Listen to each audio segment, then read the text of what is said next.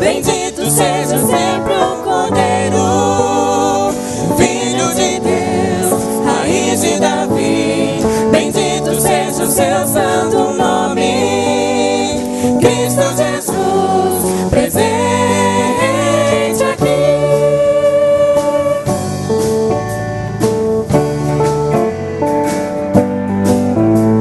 Remidos comprados, grande multidão, muitos virão te louvar.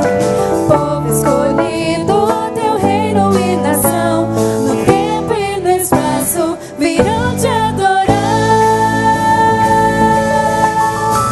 Bendito seja sempre o Cordeiro, Filho de Deus, raiz de Davi. Bendito seja o seu santo nome, Cristo Jesus, presente aqui.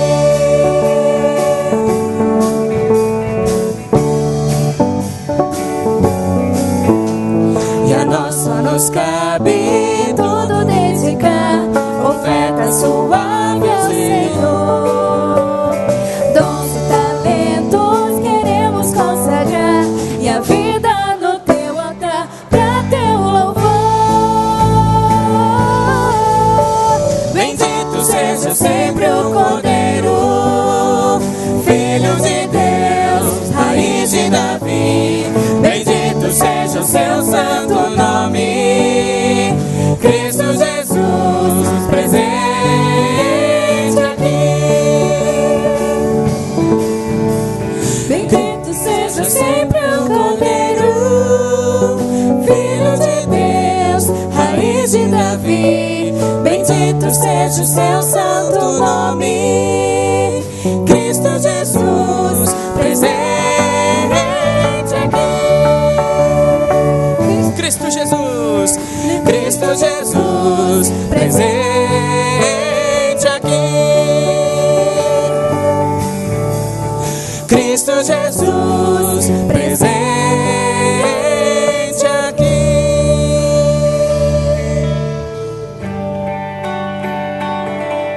Tu és santo e poderoso, Senhor.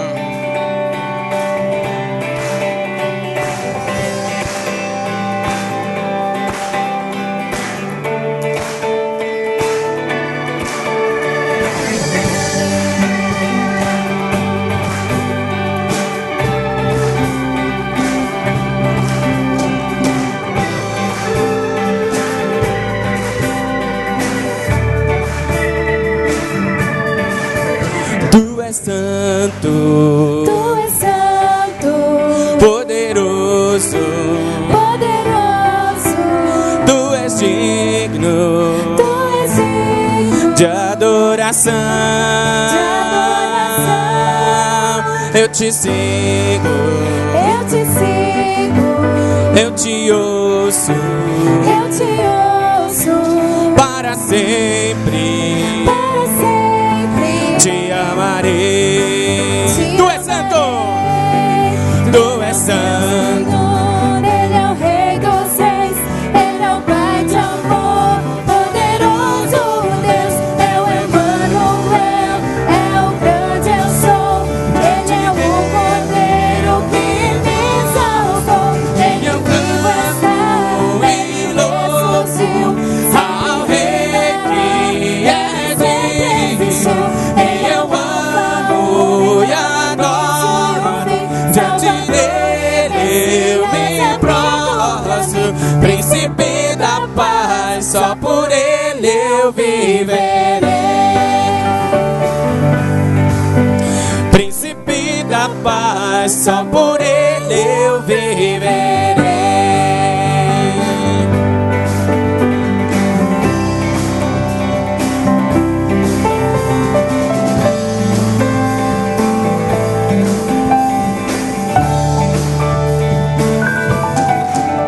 Tu és santo, Tu és santo, poderoso, poderoso, tu és digno Tu és digno de adoração.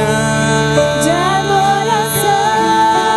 Eu te sigo, Eu te sigo, eu te ouço para sempre. para sempre. Te amarei, Te amarei. e eu canto e louvo ao Rei que é digno, e eu amo e adoro. Diante dele eu me prostro, e eu canto e louvo ao Rei que é digno, e eu amo e adoro. Diante dele eu me prostro. Ele é o meu Senhor, Ele é o Rei dos Reis, Ele é o Pai de amor, poderoso Deus, é o Emmanuel, é o grande eu sou. Ele é o Cordeiro que me salvou, e Ele vivo está, Ele ressurgiu, sempre reinará, Ele sempre existiu. Ele é o Alfa, o Ômega, o início e o fim, Salvador e Messias, amigo pra mim, Príncipe da paz, só por Ele eu viverei. Príncipe da paz, só por Ele eu viverei.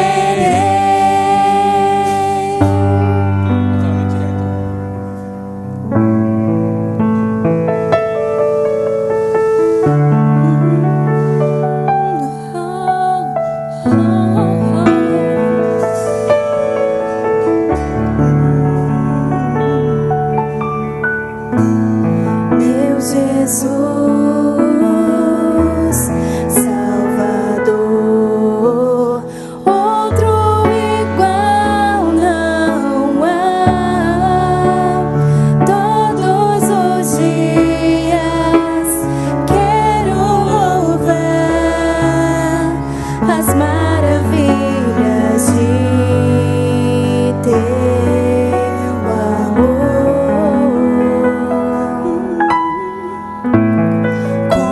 Consolo, abrigo, força e refúgio é o Senhor. Com todo o meu ser, com tudo que sou, sempre te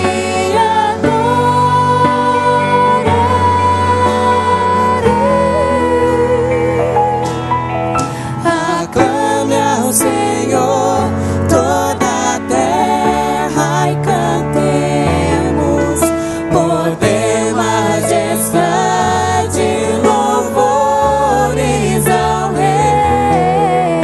Montanhas se prostrem e rujam os mares ao som de teu nome. Alegre te louvo por Deus, grandes feitos, firmado estarei, sempre te amarei.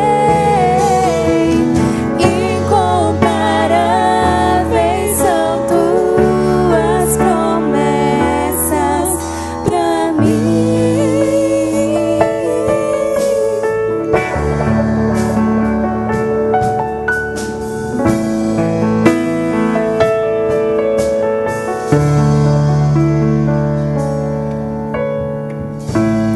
Meu Jesus,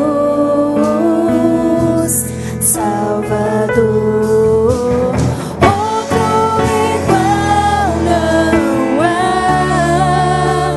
Todos os dias quero louvar as maravilhas de teu amor.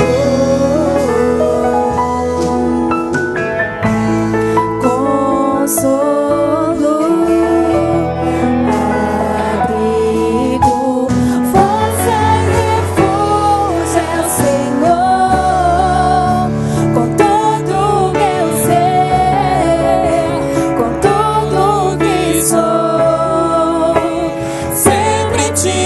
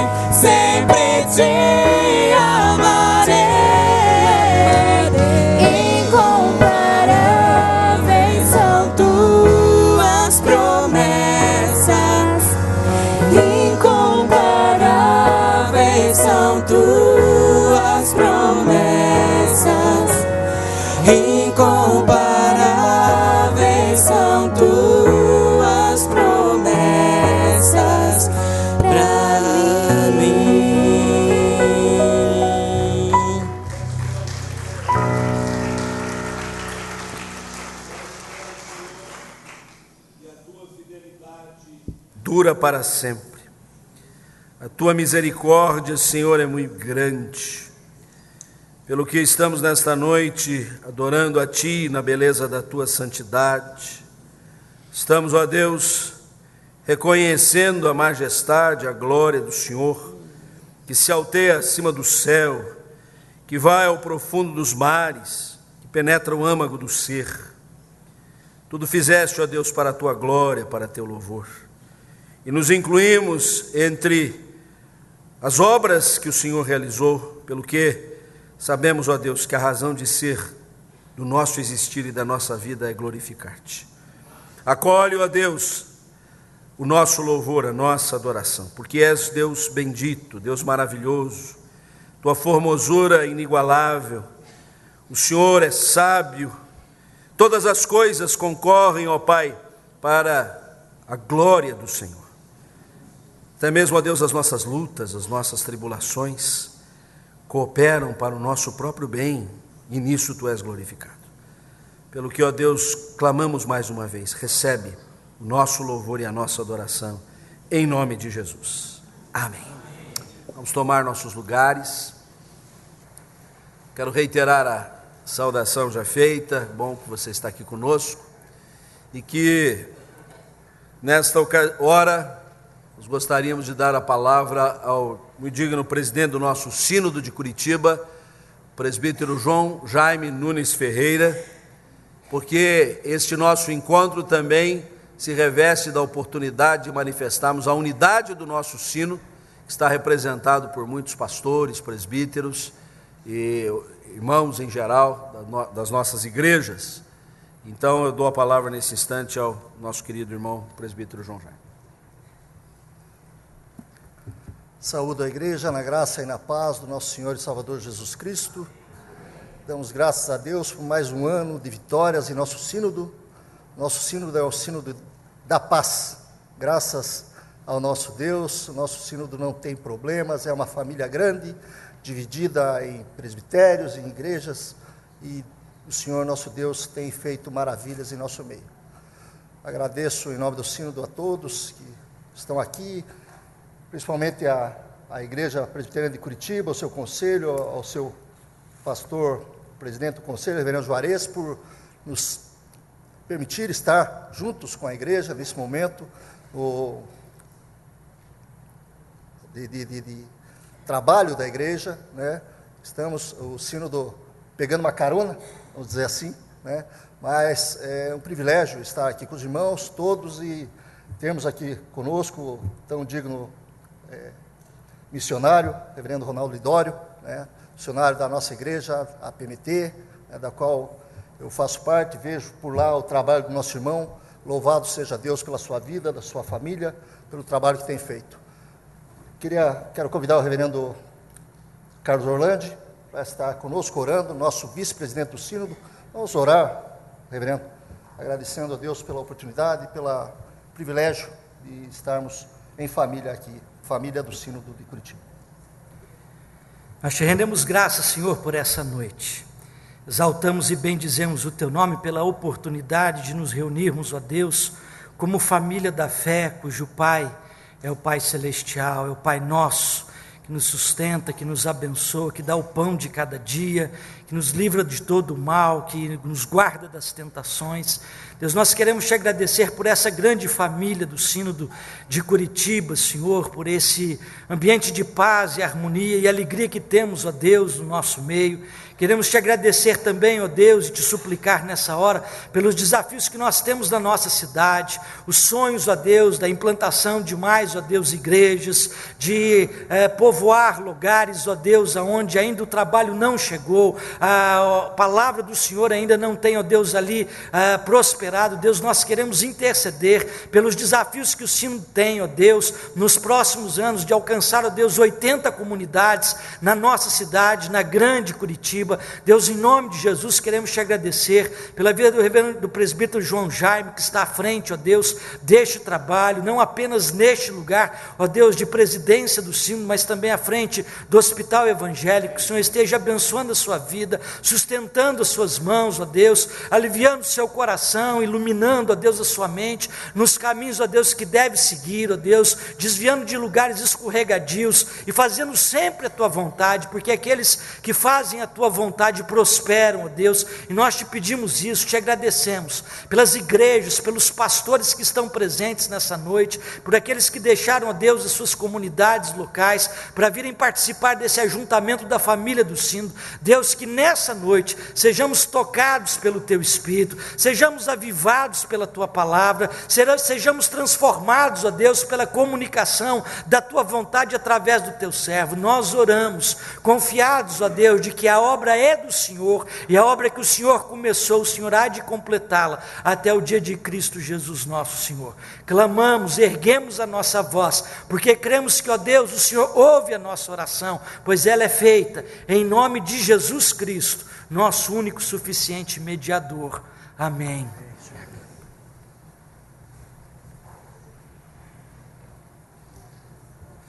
Boa noite, igreja. No ano passado, em março, mas no final de março, nós fomos convocados a estarmos no Panamá para uma consulta do Comiban. E lá entre as igrejas que nos hospedavam, conhecemos uma jovem e que demonstrou para nós que tinha um chamado muito específico. E na época eu desafiei para que ela estivesse conosco em uma conferência e também estivesse estagiando aqui. E Deus assim quis, e este ano ela pôde estar aqui conosco, já desde metade do mês, esteve estagiando ali no lar Hermina Schneider, e ela vai estar aqui à frente conosco, ela vai cantar um hino na sua língua, vai bailar também, pode chegar aqui. Está aqui conosco Denise Gutierrez, já fala português tremendamente, é uma serva do Senhor. Ela vai nos brindar com um hino em espanhol e também vai nos trazer uma experiência da vida dela. Microfone.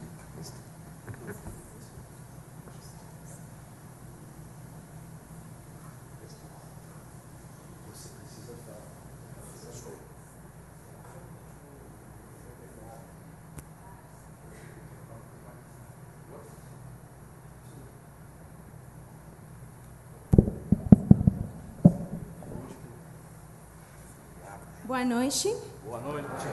Deus os abençoe. Eu vou tentar falar português e pido desculpas se alguma palavra não logro pronunciar corretamente. Meu nome é Denise Gutierrez. Eu quero cantar para vocês uma canção em espanhol que fala sobre minha terra, Panamá, terra abençoada, Panamá, tierra bendita.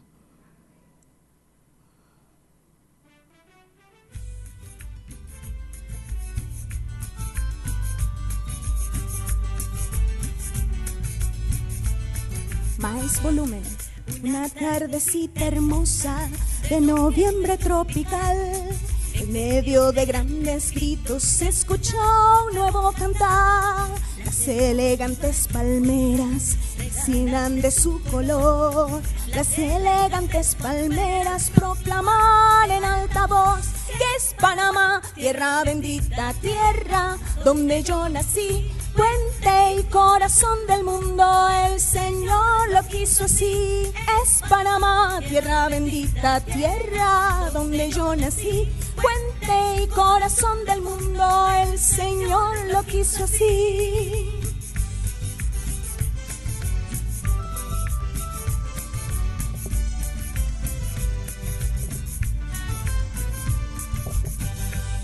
De colores hoy te visten, los mares te bañan, sí. Tu cintura tan pequeña al mundo ha de servir. Hoy un pueblo agradecido eleva una oración para agradecer a Cristo por darnos tal bendición que es Panamá, tierra bendita, tierra donde yo nací, puente y corazón del mundo, el Señor lo quiso así. Es Panamá, tierra bendita, tierra donde yo nací, puente y corazón del mundo, el Señor lo quiso así.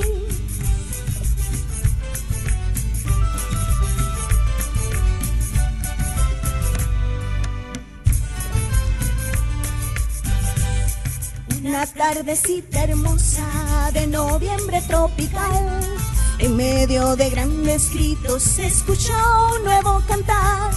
Las hermosas mariposas regalan de su color, las elegantes palmeras proclaman en alta voz que es Panamá, tierra bendita, tierra donde yo nací, puente y corazón del mundo, el Señor lo quiso así.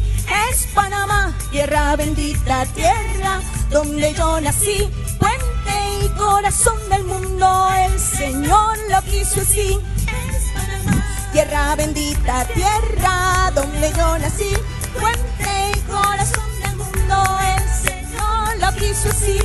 Es Panamá, tierra bendita, tierra donde yo nací, puente y corazón del mundo, el Señor lo quiso así. Es Panamá.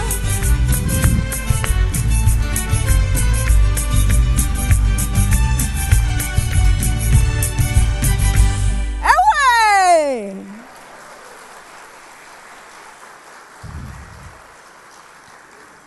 Meu nome é Denise Gutierrez. 10 anos atrás, Deus pôs em meu coração um pensamento sobre levantar um albergue para crianças em risco social. Mas eu estava rejeitando esse pensamento porque eu não queria, eu não tenho nenhuma experiência com essas coisas. Eu não queria. Mas 2 anos atrás, Deus começou a inquietar, a mover um pouco mais meu coração, dia e noite. Meu pensamento sempre estava focado em esse albergue, em como fazer para cuidar das crianças. Eu quase podia olhar seus rostos, ouvir seus gritos, correndo de aqui para lá, e pensando em a estrutura, em como financiar uma coisa tão grande como essa. E Deus, pouco a pouco, ha começado a abrir portas. Eu estou aqui, Deus ha abençoado minha vida com a oportunidade de morar 9 dias no albergue Hermínia Schroeder. Para mim é uma grande, grande oportunidade que Deus me ha dado. E eu não sei, eu não conheço a vontade de Deus para a minha vida completamente, mas eu se tenho uma coisa certa, eu não quero dar um passo atrás em o que Deus quer fazer comigo. Eu não conheço no próximo passo. Eu tenho medo, sabe? Mas eu creio uma coisa é certa. Nosso Deus é grande. Em suas mãos eu estou. E meu medo não importa. Se eu tenho conhecimento ou não tenho conhecimento, não importa. Ele proverá todas as coisas necessárias, porque Ele está mostrando para mim isso, está abrindo portas, maravilhosamente. Eu reto a seu coração, se Deus está falando a seu coração para fazer alguma coisa, e você tem medo, não importa. Deus está com você. Se é sua vontade, Deus está com você. Deus abençoe.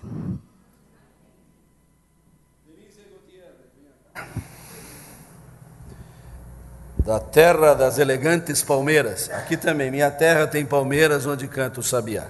Então nós somos, aqui tem araucárias também. Mas essa é uma outra poesia que você não conhece. Que privilégio para nós receber você hoje aqui, ouvir o seu testemunho e nos comprometermos a orar por você.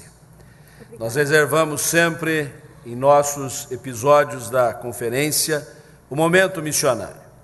E hoje ele se reveste de especial cuidado, que nós não vamos orar por você apenas agora. Nós vamos fazer o compromisso de interceder por Denise Gutierrez. Acrescente no seu rol de orações a vida dessa panamenha, a quem Deus colocou no coração o desejo de lidar com estas crianças. Nós mudamos o mundo mudando o coração do homem. Se nós mudamos o coração de uma criança, nós estamos mudando o coração de um homem. E fazemos isso num prazo, num tempo muito mais bem fazer. Deus te abençoe nesse seu projeto. E eu queria convidar também para vir aqui na frente a equipe da MPC que está conosco, vieram tocando aqui, nós vamos orar por eles também. E eu queria convidar as crianças, porque elas vão sair agora para a Conferência Kids com a tia Valéria, com a tia Luciana. Venham aqui na frente. E nós vamos orar por quem trabalha com crianças, com quem deseja muito esse ministério, por quem trabalha com crianças um pouco mais crescidas, que são os jovens aqui em cima, Mocidade para Cristo, MPC, que bênção para nós podemos orar. Vamos colocar-nos em pé, e eu quero que você dirija uma de suas mãos aqui para a frente, para a vida, chega mais pertinho aqui, gente, fica perto aqui. Bendito Deus, eterno Pai, bem colocou a Denise, nós não conhecemos totalmente a Tua vontade, Senhor, porque por alguma razão nós não podemos tê-la revelada completamente a nós, é a nossa finitude, a nossa pequenez, mas o Senhor nos dá a conhecer a Tua vontade conforme revelação da palavra, e aquele que teme ao Senhor, o Senhor o instruirá no caminho que deve seguir, e sob as Tuas vistas, ó Deus, nós receberemos o aconselhamento necessário. Graças te rendemos pela vida de Denise, por ela vir aqui, ó Deus, prestar esse testemunho, nos encantar com a arte, o louvor apresentado por meio da arte, mas trazer ao nosso coração o desafio de orar por esse projeto, ó Deus. Ele está no teu coração, tu tens revelado ao coração da tua serva e aqueles que vão cooperar de uma forma ou de outra, orando, contribuindo, participando, ó Deus, para que crianças possam ter o conhecimento do Salvador, recebam amor, recebam carinho, conheçam o caminho do Senhor. Abençoa, Deus, a vida dessa tua serva, esta querida missionária, que muito nos honra com a sua presença em nossa conferência.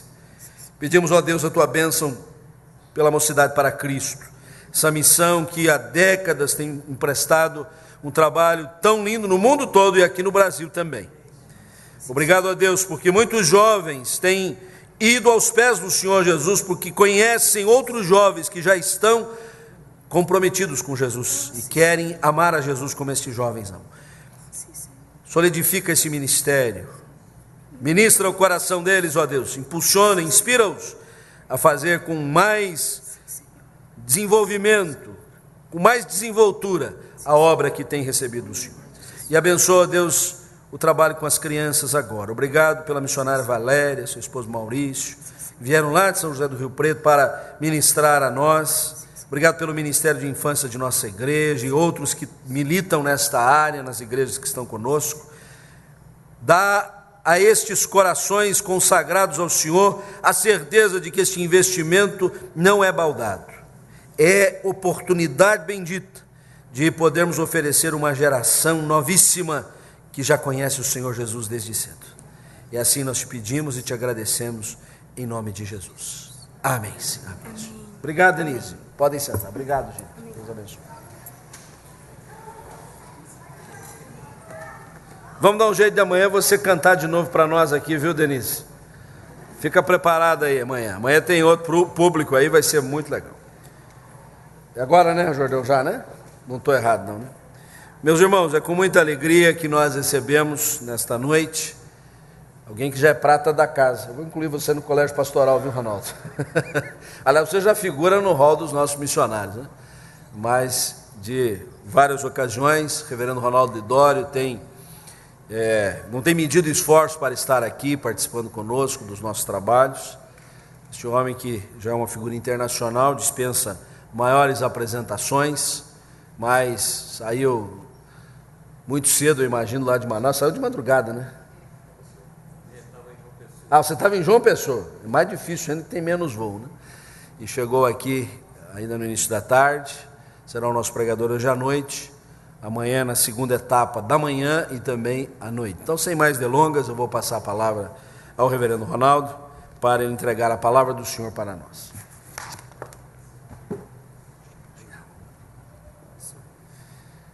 Meus irmãos, graça e paz em Cristo Jesus. Amém? É realmente uma alegria voltar a esta igreja amada, carinhosa, envolvida ali com os nossos missionários, com o nosso próprio ministério, com o projeto Amanagé. Nós estamos trabalhando com esse projeto já há quase 10 anos na região amazônica.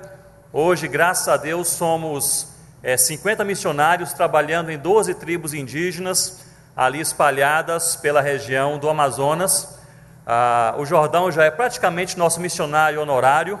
Estamos pensando até em construir uma casinha para ele lá no Alto Rio Negro, né? Levar a família toda, viu? Uma bênção. Então, uma parceria não apenas prática, mas uma parceria de coração. E quero falar a essa igreja que nós nos sentimos como equipe ali encorajados pelo coração, pelo carinho dos irmãos. Não raramente recebemos mensagens, e-mails ali de membros dessa igreja dizendo que a igreja tem orado por nós, orado pelas igrejas indígenas.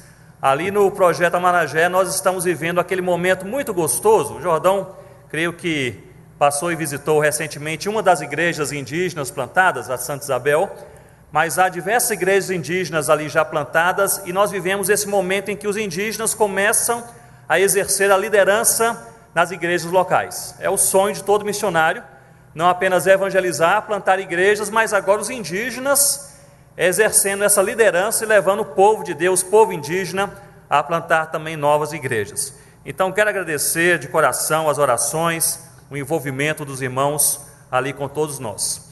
Mas eu gostaria, antes de mais nada, de trazer aos irmãos 8 motivos de oração pela obra missionária aqui no Brasil. Se você tiver uma caneta e um pedaço de papel e quiser escrever, eu gostaria que você pudesse levar esse desafio, não apenas para a sua casa, seu grupo familiar, mas também para a sua igreja local. Eu entendo que há aqui irmãos de outras igrejas, estamos aqui como corpo do Senhor Jesus reunido nesta noite, e há 8 segmentos pouco ou não evangelizados em nosso país. O primeiro segmento menos evangelizado no Brasil é o segmento indígena. Nós temos 340 grupos e subgrupos indígenas no país, que falam 189 línguas, e 121 tribos indígenas não conhecem nada do Evangelho do Senhor Jesus ainda em nossos dias. Então são 121 etnias indígenas, cada uma com a sua cultura, cada uma no seu lugar, cada uma com a sua própria língua, que desconhece completamente o Evangelho do Senhor Jesus. Estive ali em João Pessoa ontem e foi criada ali uma aliança evangélica pró-indígenas do Nordeste, com a intenção de se alcançar os indígenas do Nordeste, um momento assim especial na vida de agências missionárias e a igreja nordestina, porque no Nordeste há 57 tribos indígenas e 23 não conhecem nada do Evangelho do Senhor Jesus, no Nordeste. Então não são apenas aquelas tribos indígenas no interior do Amazonas, a 12, 15 dias de viagem, mais tribos indígenas bem mais próximas de nós, em diversos lugares do Brasil, inclusive no sul do Brasil também. Primeiro segmento menos evangelizado no Brasil, qual é, irmãos? Indígenas, 121 tribos indígenas. Segundo segmento menos evangelizado, os ribeirinhos. Há 37 mil comunidades ribeirinhas em nosso país, especialmente ali pensando na bacia amazônica, 37 mil comunidades ribeirinhas e 10 mil não possuem nenhuma igreja entre eles ou nos seus derredores. 10 mil comunidades ribeirinhas sem uma igreja evangélica entre eles ou no entorno, nos seus derredores. Então o desafio ele é tremendo. Há diversas igrejas fazendo missões entre ribeirinhos, mas geralmente as comunidades ribeirinhas mais alcançadas são as mais próximas para a gente lá no norte, são 3, 4 dias de viagem de barco, as mais próximas. Mas aquelas que estão a 5, 6, 10, 12 dias de viagem, são comunidades ainda não evangelizadas. Fazendo pesquisa na região amazônica, eu vi de maneira assim claríssima quantas comunidades indígenas e ribeirinhas estão sem nada do evangelho, mas com as portas abertas. Em junho deste ano, fiz uma pesquisa em todo o Rio Solimões, saindo de Manaus até a fronteira com a Colômbia, de voadeira, aquela canoa de alumínio motorizada, para pesquisar comunidades indígenas e ribeirinhas não evangelizadas, 1.670 quilômetros, 6 dias de viagem só para subir o rio, e ali parando naquelas comunidades, meus irmãos, dezenas e dezenas de aldeias e comunidades que não conhecem o nome de Jesus Cristo, mas que estão com as portas abertíssimas para qualquer um que tenha a palavra de Deus em seu coração. Então, primeiro segmento menos evangelizado, indígenas. Segundo, ribeirinhos. Terceiro, ciganos. Eu sei que essa igreja e as igrejas aqui em Curitiba já estão a par dessa realidade. Segundo o IBGE, há mais de 1 milhão, 1.200.000 ciganos no Brasil. E segundo a missão Amigos dos Ciganos, há pelo menos 700.000 ciganos da etnia Calon que nunca ouviram o nome do Senhor Jesus, nunca receberam o testemunho da palavra de Deus em sua própria língua, aqui em nosso país. E meus irmãos, este é um desafio tremendo, porque se há 700.000 ciganos não evangelizados, há mais ou menos 700.000 indígenas em todo o país. Mas enquanto nós temos mais de 600 missionários entre os 700.000 indígenas em todo o país, entre os ciganos no Brasil, só há 14 missionários com tempo integral. Então notem bem, a mesma população entre indígenas e ciganos, mais ou menos, entre indígenas 600 missionários, entre os ciganos 14 missionários. Realmente é um clamor em nosso país, daqueles que ainda nada ouviram do Evangelho do Senhor Jesus. Primeiro segmento menos evangelizado, qual é, irmãos? Indígenas. Segundo, ribeirinhos. Terceiro, ciganos. Quarto, os quilombolas. Os quilombolas são essas comunidades afrodescendentes que, via de regra, se isolaram há alguns séculos atrás, algumas comunidades mais abertas nas últimas décadas, mas há ainda 600 comunidades quilombolas sem nenhuma igreja evangélica entre eles ou nos seus derredores. 600 comunidades quilombolas, indígenas, ribeirinhos, ciganos, quilombolas, sertanejos. Estive ontem com a Juvep, que trabalha com sertanejos lá no Nordeste, e eles estão convictos que há pelo menos 6.000 assentamentos sertanejos sem nenhuma presença evangélica. Note que um assentamento às vezes é formado por 2 ou 3 casinhas, 2 ou 3 famílias, nesse local do sertão em que as famílias se dispersam, mas mais de 6.000 assentamentos sem nenhuma igreja, nenhum evangélico entre eles, um grande desafio em nosso país. O sexto segmento menos evangelizado em nosso país, além dos indígenas, ribeirinhos, ciganos, os quilombolas, os sertanejos, os imigrantes. Irmãos, há mais de 100 nações, 100 países bem representados aqui no Brasil, com populações de longo prazo, ou seja, gente que saiu do seu país e veio não apenas passear no Brasil, mas morar no Brasil e ter seus filhos no Brasil, fincar raízes. Há mais de 100 países bem representados aqui em nosso país. E destes 100 países, 27, pasmem, 27 são países fechados para a evangelização, ou seja, 27 países para onde nós não conseguiríamos enviar missionários, mas eles estão aqui entre nós. Nós não conseguiríamos fazer um impacto evangelístico, mas eles estão aqui nos nossos derredores. E as 4 cidades mais populosas em relação a estes imigrantes de países não alcançados são São Paulo, Rio de Janeiro, Brasília e Foz do Iguaçu. São os 4 polos onde essas 27 nações, onde o Evangelho não é recebido e não é proclamado, essas nações estão presentes aqui nos nossos derredores. Vamos lá? Primeiro segmento. Segundo, ribeirinhos. Terceiro, ciganos. Quarto, quilombolas. Quinto, sexto, os imigrantes. E agora os 2 desafios mais socioeconômicos em regiões urbanizadas. Quem leu e analisou a estatística do IBGE 2010 vai perceber claramente isto, que o Evangelho em nossas cidades brasileiras parece que entrou bem. O número de evangélicos tem crescido, o número de igrejas bíblicas evangélicas tem crescido, mas o Evangelho tem crescido mais no meio desta camada socioeconômica, não nos seus extremos.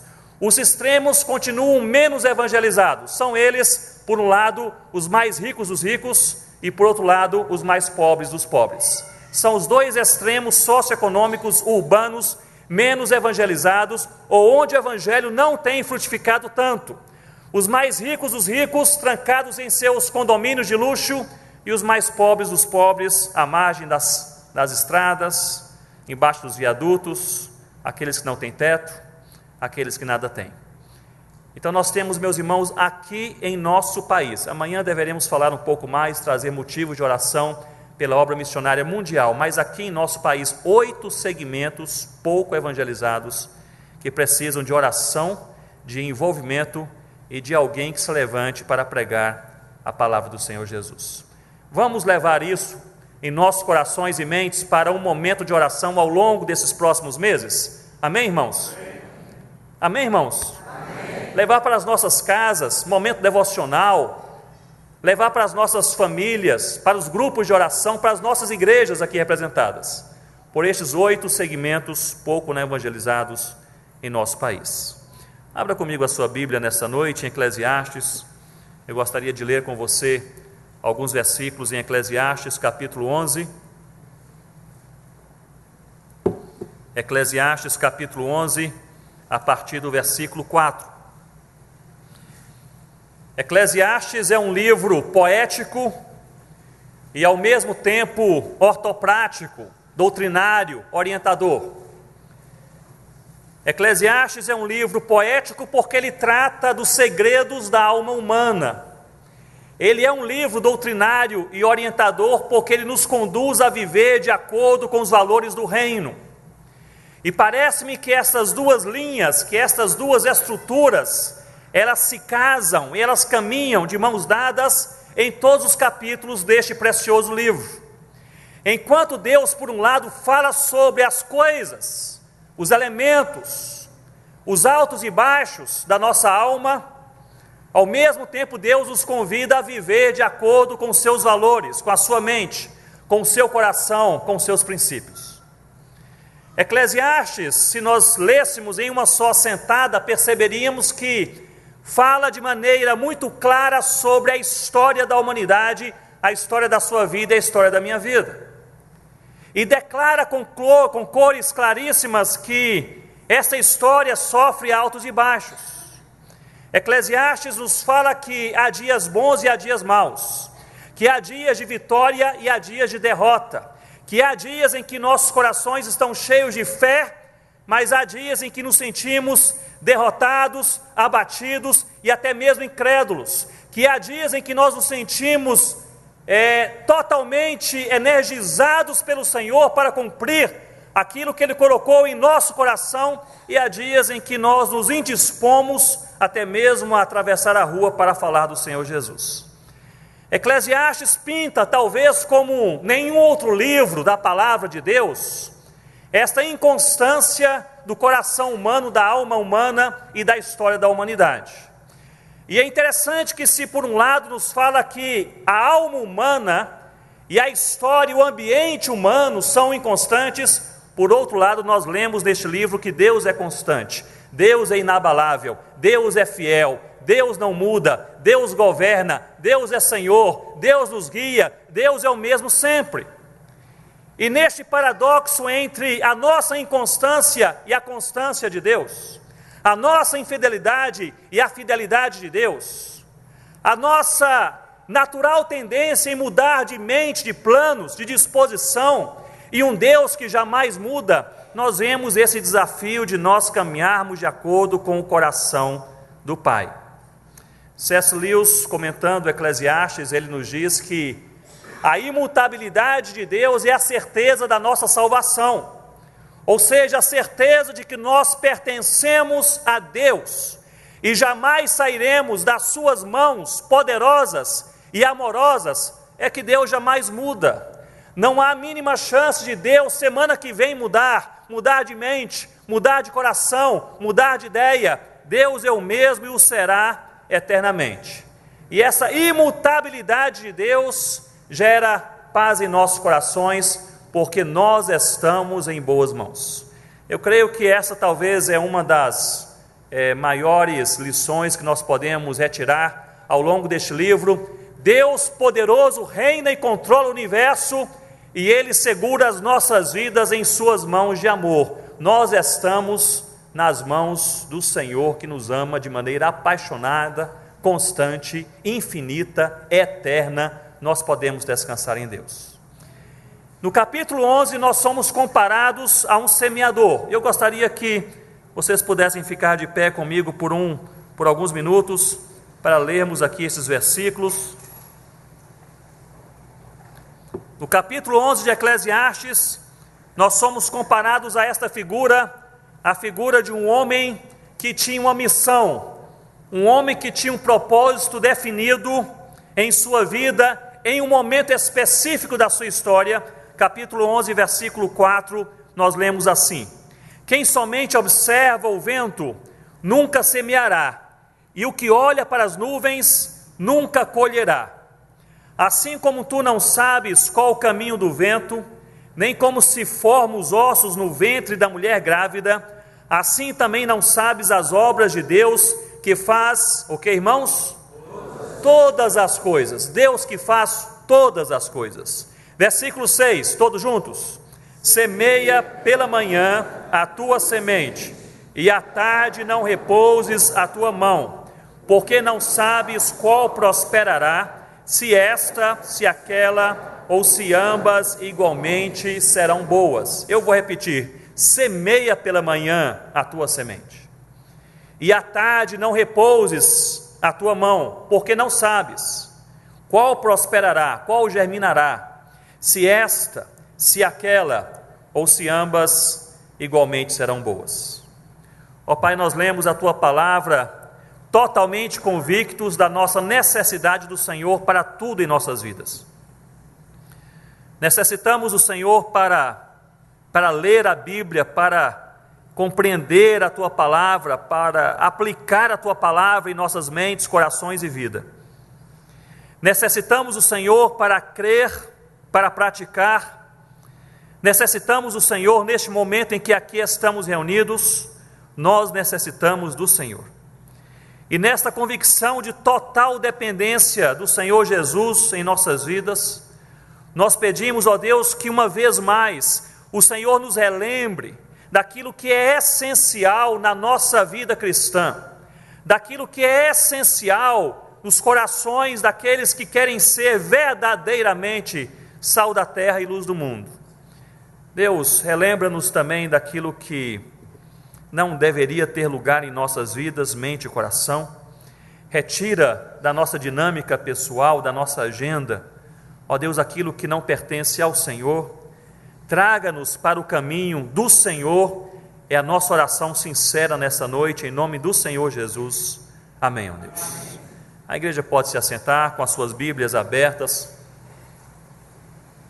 Em Eclesiastes capítulo 11, irmãos, nós vemos aqui este quadro, e o quadro pintado, ele é pintado a partir da presença de um semeador. Este semeador, certamente com o seu chapéu, ou com a sua cobertura sobre a cabeça, para um trabalho exaustivo, ali debaixo do sol, ele tinha em seu ombro direito ou esquerdo um alforje, uma sacola. Essa sacola, esse alforje, cheio de sementes, ele sabia que deveria lançar as sementes. Perante o semeador havia certamente um campo que estava arado e pronto para ser semeado, e este semeador tinha uma missão, e a missão era esta: lançar as sementes. Mas não apenas lançar algumas sementes, lançar todas as sementes que ele possuía em seu alforje, em sua sacola.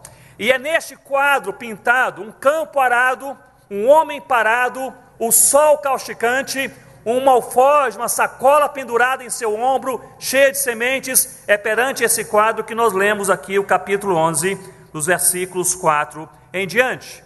E encontramos alguns valores, algumas lições claras para as nossas vidas como igreja do Senhor Jesus. A primeira lição que mais abate, encoraja e desafia o meu coração se encontra justamente no versículo 6, porque no capítulo 11, no versículo 6, nós lemos o imperativo, que ele aqui, decorado com cores de intensidade, e nos diz assim: semeia pela manhã a tua semente, e à tarde não repouses a tua mão.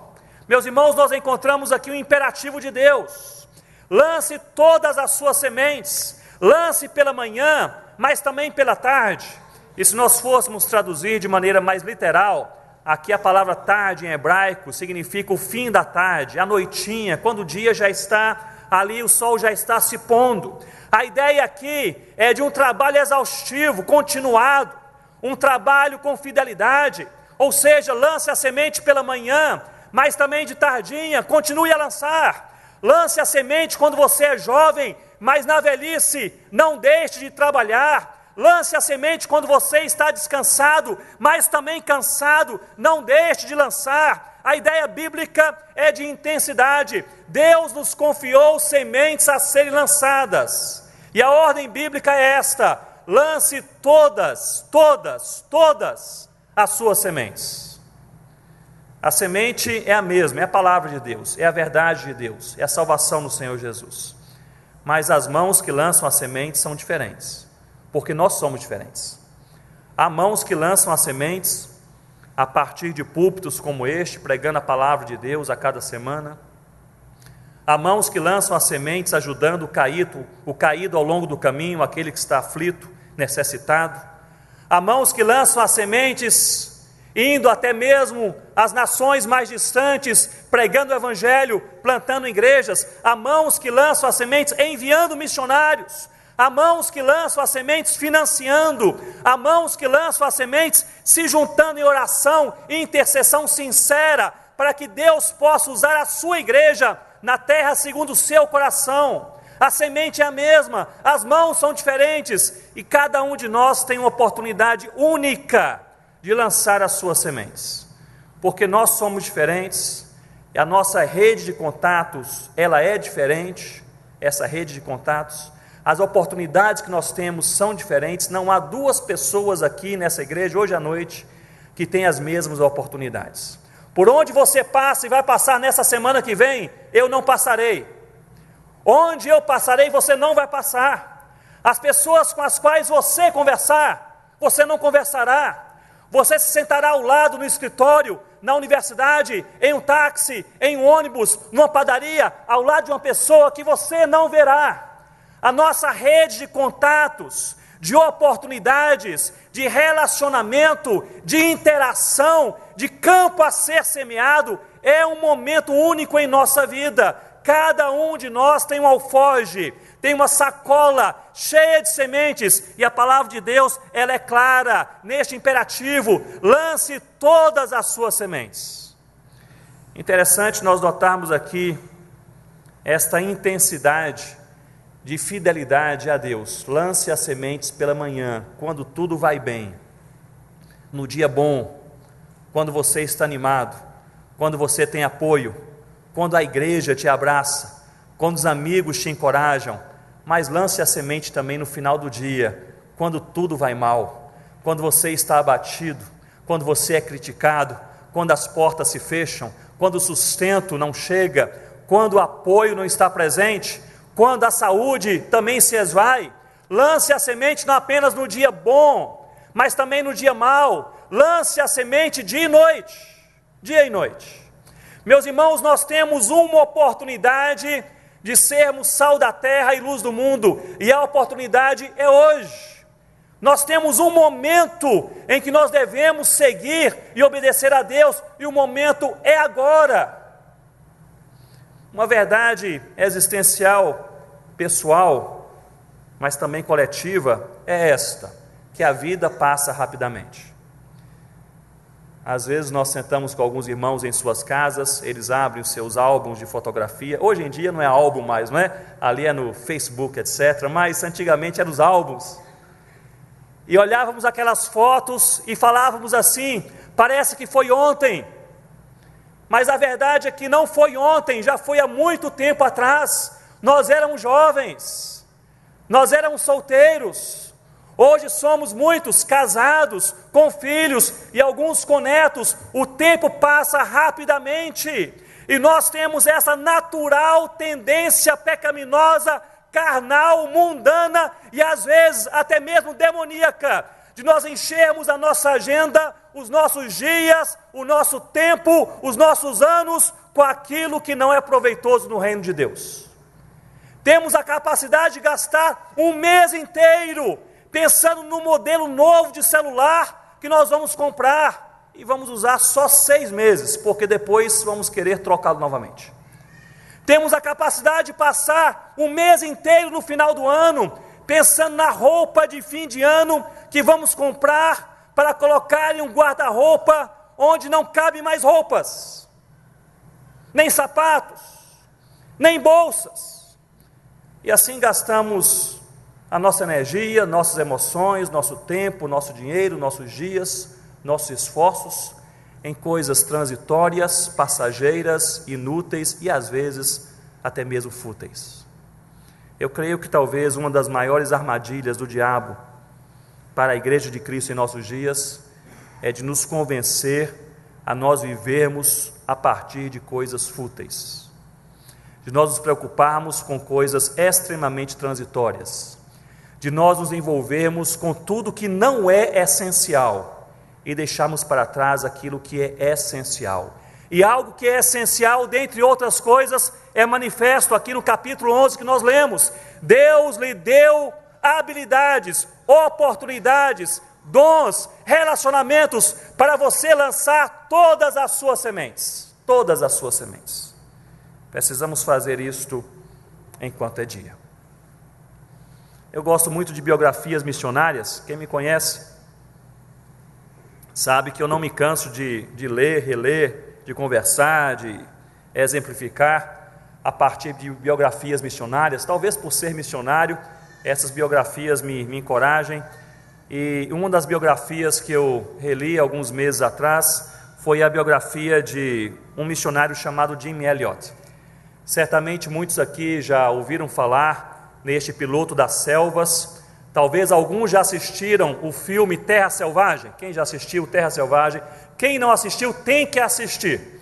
E não passe só em casa, passe na sua igreja, se for possível passar na igreja, para que o povo possa assistir. Terra Selvagem, um filme imperdível que fala e conta a história deste Jim Elliot e os seus amigos missionários. Ele formado na mesma universidade cristã evangélica da América do Norte, onde se formou o doutor Russell Shedd. O Shedd veio para o Brasil, esta bênção que nós conhecemos. Este Jim Elliot, ele foi para o Equador trabalhar com a tribo Auca. E ali na década de 50, ele começa então a trabalhar com aqueles indígenas da etnia Auca no Equador e com o sonho de lhes pregar o Evangelho. Ele com seus colegas, eles percebem que estão correndo risco de vida, que a etnia Auca, ela possui certo índice de hostilidade, havia já matado algumas pessoas que se aproximaram no passado, e o Jim Elliot, ele pega um pedaço de papel, ele escreve uma carta à sua igreja na América do Norte, dizendo: orem por nós, porque nós corremos risco de vida, orem por nós, porque a situação aqui é difícil, a cultura é complexa, a língua é difícil, o local é isolado, e o povo ele é hostil. Nós podemos até mesmo morrer aqui neste lugar. Então orem por nós. A igreja, apaixonada pelo Jim Elliot, responde rapidamente a carta do seu missionário, dizendo: olha, nós nos reunimos como liderança, nós oramos por vocês e nós entendemos que você deve voltar. E nesta carta, interessante, diz assim: você é precioso demais para morrer neste lugar. Esta frase: você é precioso demais para morrer neste lugar. E o conselho da sua igreja fez ao Jim Elliot uma proposta. E a proposta foi a seguinte: se você voltar e se tornar o pastor de missões da igreja, e se Deus levantar nessa igreja 100 missionários, nós nos comprometemos a treinar, sustentar e enviar estes 100 missionários. Então você volta e nós enviamos 100 pessoas em seu lugar. E o Jim Elliot, ele responde ao conselho da sua igreja, uma das cartas mais transformadoras em minha vida, ao ler essa carta. Ele diz mais ou menos o seguinte no início da carta: vocês não entenderam nada. Se vocês acham que eu estou aqui porque eu quero estar aqui, porque eu amo a mata e os insetos, vocês não me conhecem. Se vocês acham que aqui eu estou correndo risco de vida e deixando minha família em um local desconhecido, vocês não me conhecem. Eu estou aqui porque eu fui chamado para obedecer ao Senhor Jesus, porque o cristianismo não é uma questão de preferência, mas de obediência. Meus irmãos, isso entrou no meu coração. O cristianismo não é uma questão de preferência, mas de obediência. Não fomos chamados para falar: eu prefiro assim, o culto assado, o sermão daquele jeito, aquele discurso, aquela luz, aquele cântico. Nós somos chamados para obedecer ao Senhor Jesus. Nós somos chamados para servir ao Senhor Jesus. No finalzinho daquela carta, como se não bastasse a exortação, o Jim Elliot, ele conclui a sua carta dizendo assim aos seus pastores e presbíteros: vivam de tal forma que ao chegarem ao final das suas vidas, vocês não tenham mais nada a fazer para Deus, a não ser morrer. Vivam de tal forma que ao final das suas vidas, nada mais tenham a fazer para Deus, a não ser morrer. 6 meses depois, ele morreu, com seus 3 amigos, flechados na beira daquele rio, pela tribo Auca. Mas Deus é o Senhor da história, e a história não para por aí. As viúvas voltaram enlutadas para a América do Norte, com seus filhos pequenos. A missão Asas de Socorro, que era a missão daqueles jovens, não sabia o que fazer. Mas Deus, Senhor da história, toca no coração daqueles meninos e meninas, filhos dos missionários assassinados, chama aqueles jovens para a obra missionária. Eles crescem, se preparam, vão para o seminário e dizem: nós queremos evangelizar a tribo Auca. Anos depois voltam para o Equador, agora com uma equipe maior. Algumas das mães viúvas e tias voltaram com eles, formaram uma nova equipe, entraram naquela tribo, pregaram o evangelho de Jesus, e a tribo inteira se converteu ao Senhor Jesus. Uma das etnias mais missionárias na região do Equador ainda hoje. Mas chega o momento, ao longo daquela história, de se batizar o primeiro indígena Auca.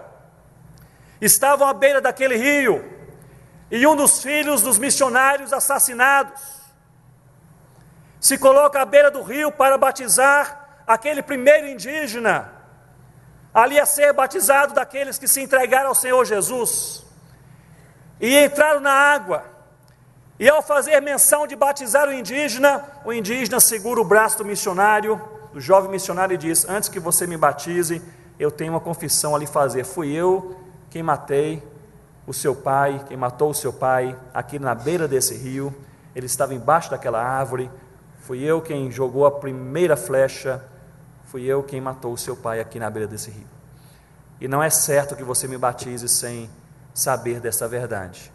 Aquele jovem missionário abraça aquele indígena e diz: nós fomos igualmente lavados pelo sangue do Cordeiro. Batiza aquele indígena, batiza aqueles crentes. E essa igreja, ela se levanta missionária até os dias de hoje, porque um homem, 4 jovens na verdade, lá na década de 50, eles não queriam viver de acordo com as suas preferências, eles queriam obedecer a Deus, eles não queriam viver de acordo com o bel prazer dos seus corações, eles queriam lançar todas as suas sementes.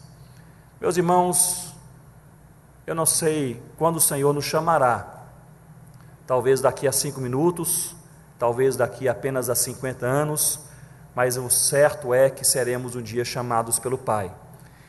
E no dia em que o Senhor nos chamar, eu creio que não há alegria maior do que esta, de nós olharmos para trás com uma certeza em nossos corações, de que ao longo da nossa vida nós servimos ao Senhor Jesus.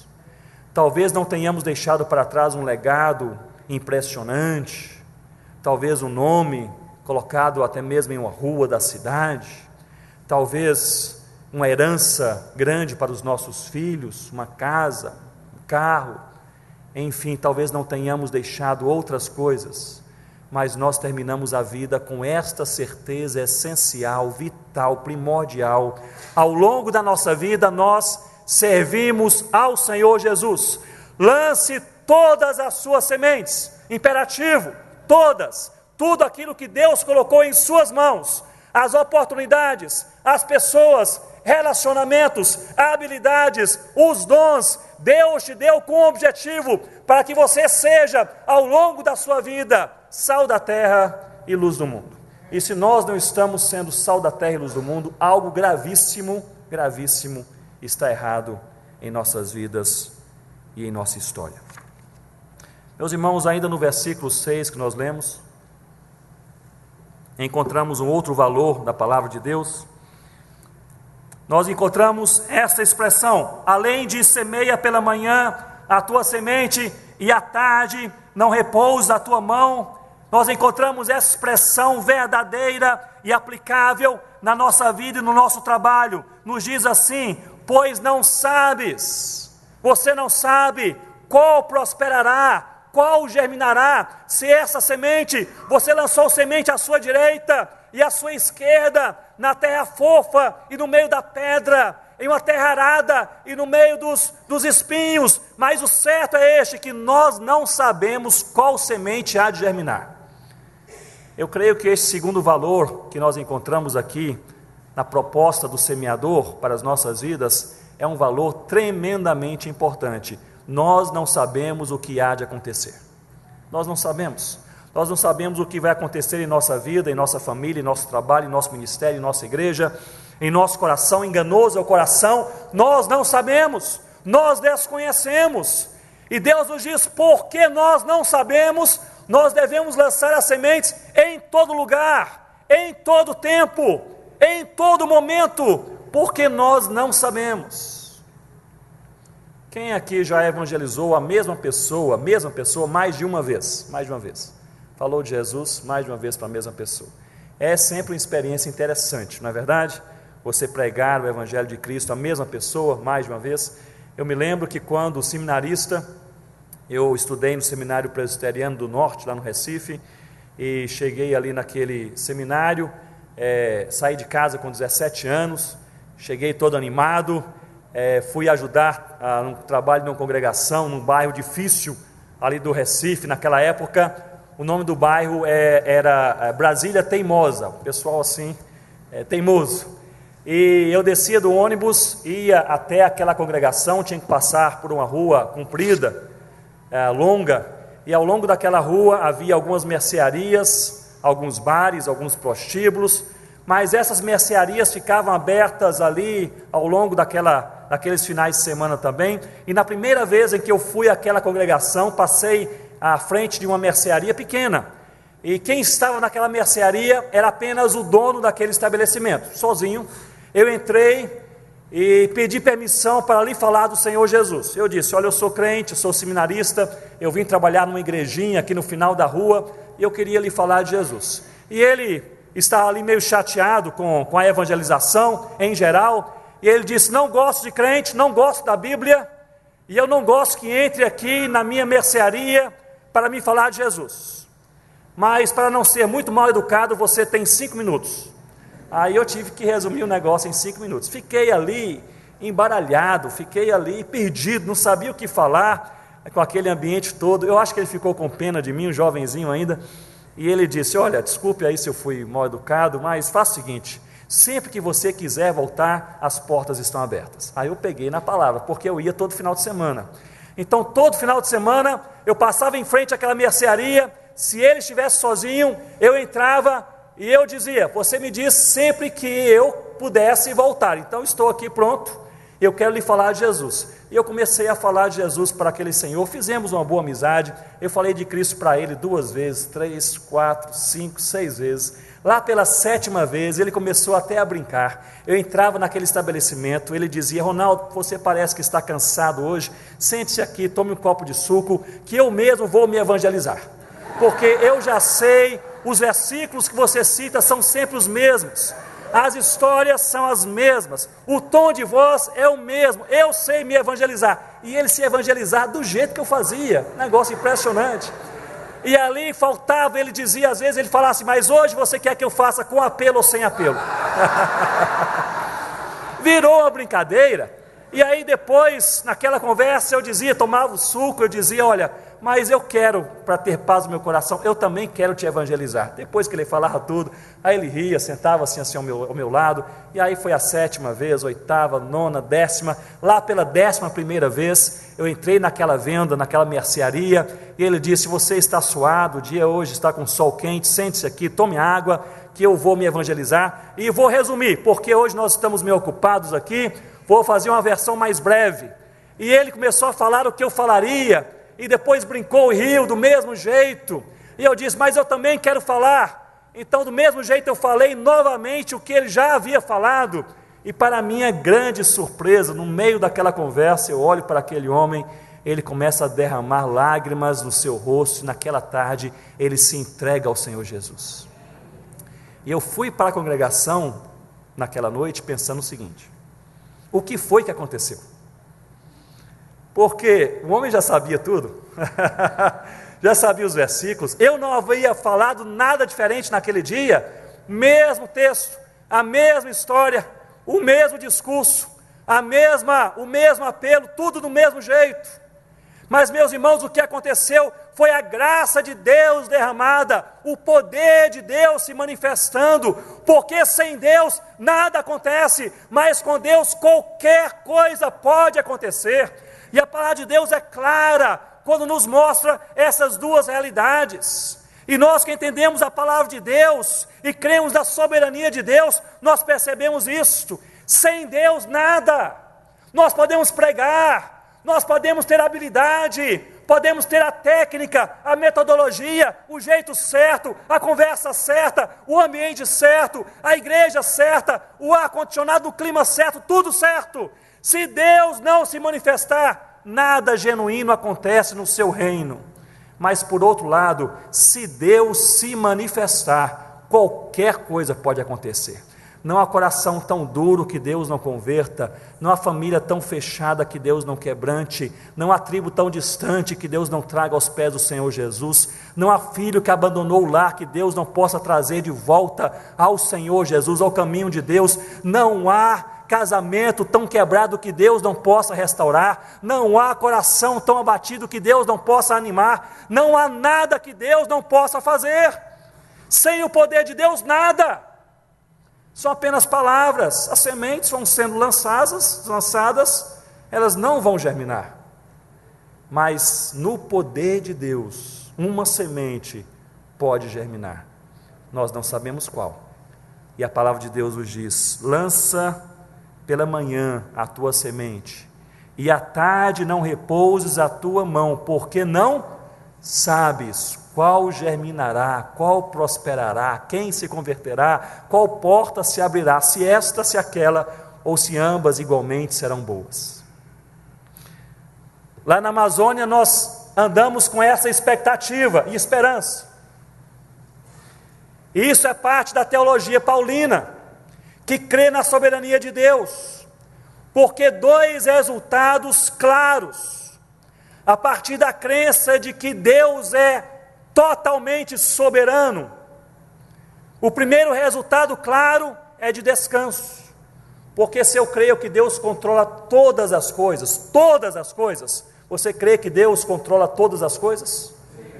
Se Deus é Senhor da história, se Deus é Senhor do ambiente, se Deus é Senhor do universo, se Deus é Senhor dos nossos corações, da nossa família, dos nossos rumos, Se Deus controla todas as coisas, uma verdade é esta: eu posso descansar no Senhor Jesus, porque minha vida está em boas mãos. Eu posso ir para casa hoje à noite, e você pode ir para a sua casa hoje à noite, e colocar a sua cabeça sobre o seu travesseiro, e apesar da inquietação da sua vida, apesar do abatimento da sua alma, apesar da melancolia do seu coração, apesar dos problemas da sua casa, do seu trabalho e ministério, você pode conversar com seu coração nessa noite, dizendo: descansa, ó minha alma, no Senhor, porque Deus cuida de mim.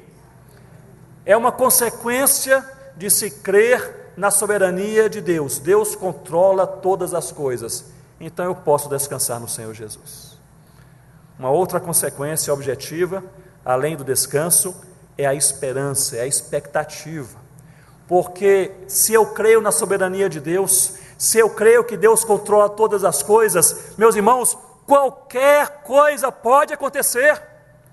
Nós podemos pregar para a mesma pessoa, o mesmo parente, que faz escárnio do Evangelho, que não quer saber do Senhor Jesus, que já disse: não pregue mais sobre Jesus para mim.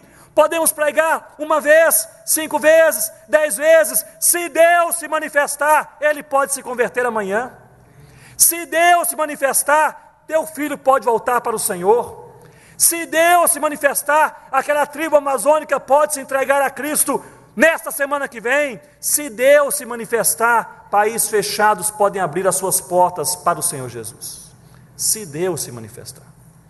Então, se por um lado, crendo na soberania de Deus, eu tenho descanso, por outro lado eu tenho expectativa. Se por um lado eu ando aliviado de alma e de coração, por outro lado eu ando com aquele sentimento: qualquer coisa boa e nova pode acontecer. A semente lançada aqui ou acolá, uma delas pode germinar, ou quem sabe ambas, porque nós não sabemos. Lance a sua semente. Primeira lição que aqui encontramos: lance todas as suas sementes. Segunda lição que nós podemos aqui encontrar: nós não sabemos qual germinará. Uma terceira lição, aqui muito clara para mim, se encontra no versículo 4 que nós lemos. Versículo 4 diz assim: quem somente observa o vento nunca semeará, e quem olha para as nuvens nunca colherá. Versículo 5: assim como tu não sabes qual o caminho do vento, nem como se formam os ossos no ventre da mulher grávida, assim também não sabes as obras de Deus, que faz o que, irmãos? Todas as coisas. Versículo 4 nos diz: quem passa a vida olhando para o vento e para as nuvens, não vai nem semear e nem colher. Olhe para mim nesse momento e pinte comigo este quadro. Quem aqui já trabalhou na roça, na fazenda, especialmente em tempos mais antigos, vai entender a proposta e também a angústia desse semeador. Porque não há nada que um semeador manual, que lança a semente manualmente, teme mais do que os vendavais e as chuvas fortíssimas, as enxurradas. Os vendavais, porque se o vento se transforma em um vendaval, as sementes lançadas podem cair no lugar errado. As sementes são lançadas aqui na terra preparada, arada, boa, pronta, mas pelo vendaval a semente pode cair no meio do espinho, no meio da terra não preparada, no meio da rocha. Então o vendaval é algo que todo semeador teme. Em segundo lugar, ele teme também a enxurrada, porque se depois de um dia de trabalho ele lançou todas as sementes, mas no final do dia cai uma tempestade, e a tempestade lava a terra, e a enxurrada leva embora as sementes, ele perde o seu dia de trabalho. Agora note bem, o versículo 4 é um texto preciosíssimo. Ele diz: quem somente observa o vento, não fala sobre vendaval, fala sobre vento, não semeará, e quem olha para as nuvens, não fala sobre tempestade nem chuva forte, apenas para as nuvens, nunca colherá. Meus irmãos, sobre o que o texto aqui está falando? O texto está aqui falando sobre a ansiedade da alma humana, sobre a possibilidade de nós passarmos a vida inteira olhando para o vento e para as nuvens, pensando assim: eu não posso trabalhar porque o vento pode se transformar no vendaval e a nuvem pode se transformar numa tempestade. E eu perco todas as coisas. Sobre o que o texto está falando? Sobre a ansiedade crônica que por vezes entra em nosso coração e mente, que nos faz pensar assim: eu não vou me envolver com esse trabalho porque uma tragédia pode acontecer. Eu não vou me envolver com aquele trabalho porque os amigos podem não me apoiar. Eu não vou me envolver com aquele projeto porque a igreja pode não abraçar. Eu não vou me envolver com aquele evangelismo porque a saúde pode me faltar. Eu não vou para aquele campo missionário porque o sustento pode não chegar. Afinal, uma tragédia pode acontecer. E tomados por essa ansiedade crônica, nós passamos a vida inteira perante um campo a ser arado, com o alforje, a sacola cheia de sementes a serem lançadas, sabendo fazer o trabalho, mas sem fazer o trabalho, pensando que a chuva forte e a tempestade de vento podem chegar. É interessante a relação que a palavra de Deus em Eclesiastes 11 nos faz e nos propõe entre a ansiedade da nossa alma e a disposição para servir ao Senhor Jesus. Eu creio que muitas e muitas vezes, ao longo da nossa vida, para nós cumprirmos a nossa missão, e todos nós fomos chamados com uma missão, fomos chamados para oração, para a santidade, para frutificar, para a comunhão, para plantar igrejas, para sermos sal da terra e sermos luz do mundo. Nós temos como igreja uma missão, um propósito de Deus em nossas vidas, em nosso caminho, em nossos passos, ao longo da nossa história. E perante essa missão que nós temos em nossa vida, nós temos dois caminhos: ou nós entregamos a nossa vida, a nossa trilha, a nossa saúde, a nossa capacidade, a nossa incapacidade, a nossa família e ministério no Senhor Jesus e ao Senhor Jesus, e a gente parte para cumprir a missão, crendo que Deus que nos chamou permanecerá fiel eternamente, ou nós passamos a vida inteira encontrando motivos humanos para nós não fazermos nada. Passamos a vida inteira falando: eu não trabalho mais porque a igreja é difícil.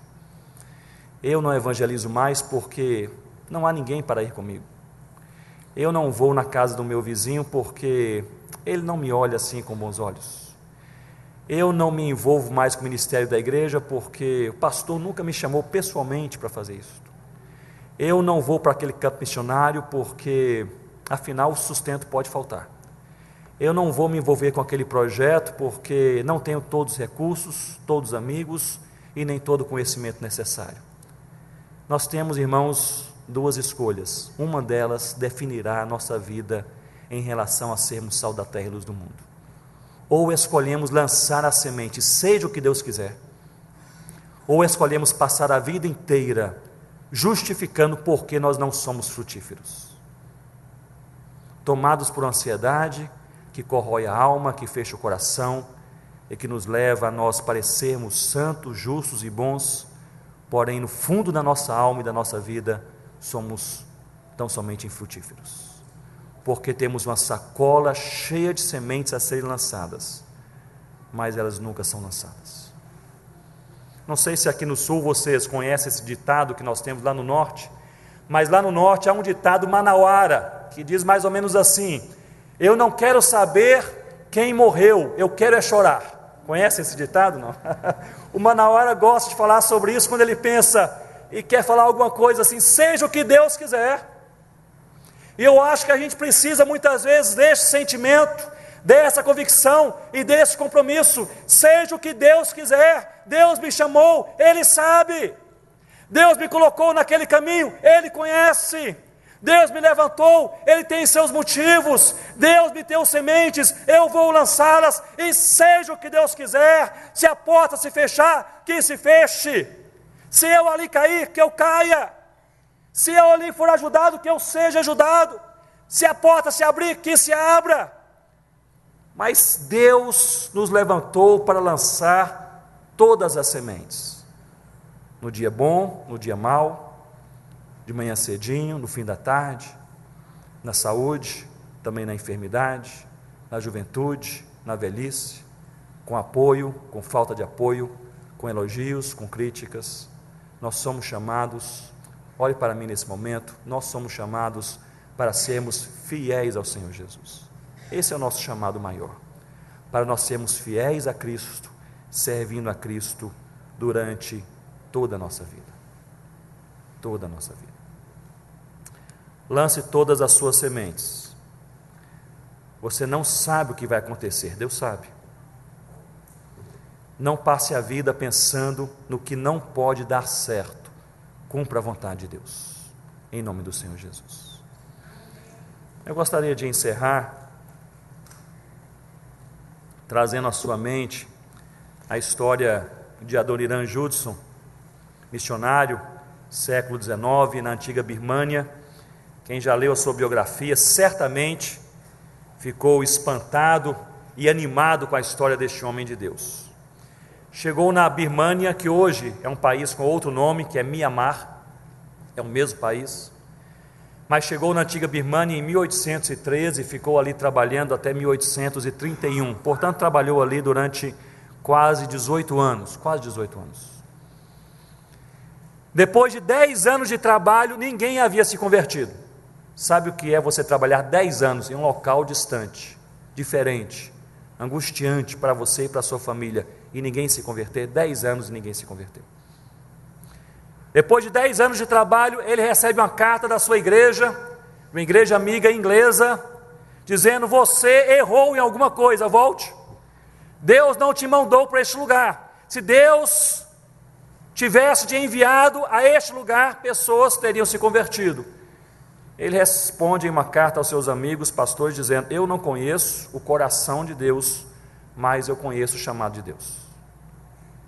Ficou na Birmânia quase 18 anos. Ali ele perdeu a sua esposa e 2 dos seus filhos.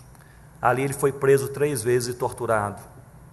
Em uma das vezes ele foi obrigado a andar por sobre brasas, perdeu ali aquela pele sobre os seus pés, ficou 1 ano e meio sem conseguir andar direito. Eu reli a sua biografia alguns meses atrás e percebi uma coisa que eu não havia percebido na primeira lida, em que em 10 dos 18 anos que Judson passou na Birmânia, ele enfrentou uma depressão.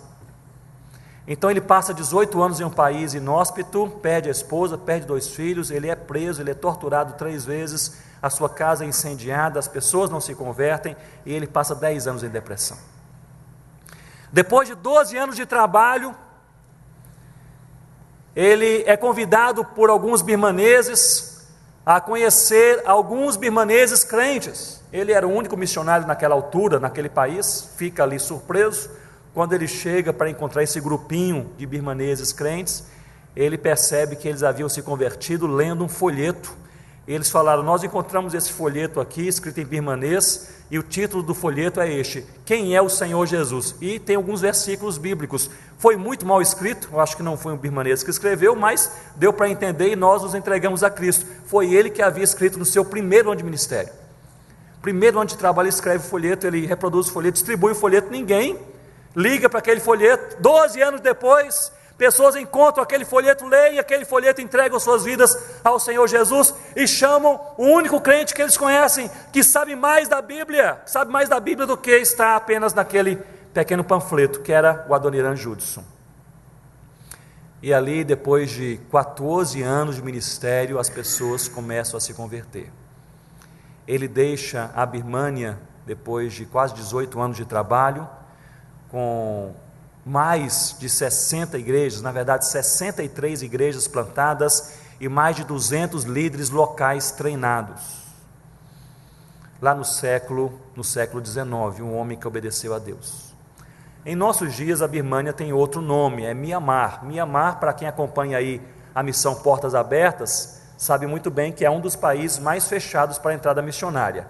Mianmar, até mesmo quando há uma catástrofe natural, eles não permitem ajuda humanitária, com medo de que missionários se infiltrem no meio daquelas ONGs, daqueles projetos, e eles têm razão, o pessoal está pronto para entrar, mas portas fechadas. Mas havia um mistério sobre Mianmar até 10 anos atrás.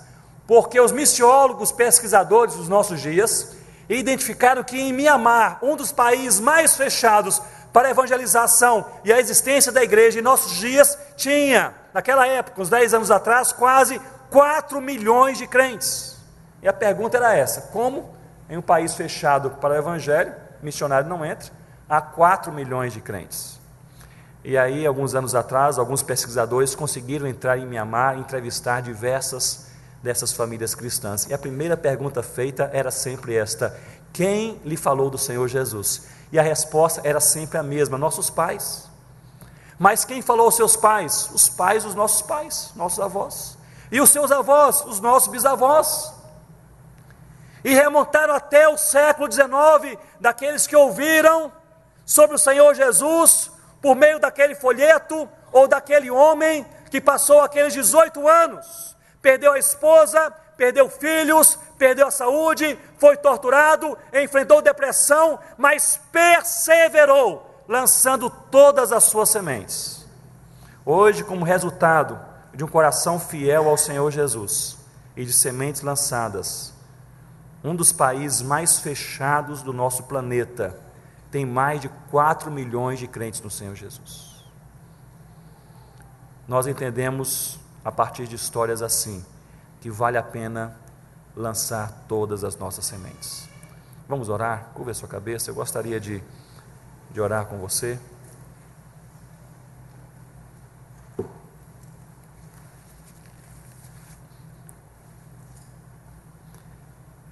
Eu gostaria de orar, talvez por você que esteja angustiado de alma, abatido de espírito, hoje à noite, e faz uma oração clara, dizendo: Senhor Deus, quero descansar no Senhor Jesus. Se você entrou aqui neste culto, nessa igreja, com o coração pesado, alma aflita, e Deus está ministrando ao seu coração, para que você creia um pouco mais, que Deus controla a sua vida, a sua história, então você pode descansar no Senhor Jesus. Eu gostaria de orar com você hoje à noite, mas gostaria também de orar com você que está aqui, é crente no Senhor Jesus, é fiel a Cristo, mas não tem lançado todas as suas sementes, falta alguma coisa. E você já vem com esse sentimento há algum tempo, quem sabe, falta alguma coisa. E o que falta é nós lançarmos mais as nossas sementes, sermos mais sal da terra e luz do mundo, enquanto é dia. É nós não nos escondermos por trás de justificativas humanas para nós não trabalharmos, não servirmos a Cristo. É nós nos lançarmos com tudo que nós temos e somos para servir ao Cordeiro Jesus. Talvez você esteja sendo lembrado por Deus nessa noite, desafiado, encorajado por Deus nessa noite a trabalhar um pouco mais, a se dispor um pouco mais, a se envolver um pouco mais. Se é este o teu caso, eu gostaria também de orar com você hoje à noite. Então, se Deus está falando ao seu coração de maneira clara, para você confiar um pouco mais e descansar no Senhor Jesus, em alguma situação da vida pela qual você passa, fique de pé onde você está, que eu gostaria de orar com você agora à noite. Você que veio com o coração aflito, angustiado e diz: Senhor Deus, me ajude, porque eu quero crer um pouco mais e descansar um pouco mais no Senhor Jesus. Se é o teu caso, você pode ficar de pé onde você está e nós vamos como igreja orar por você.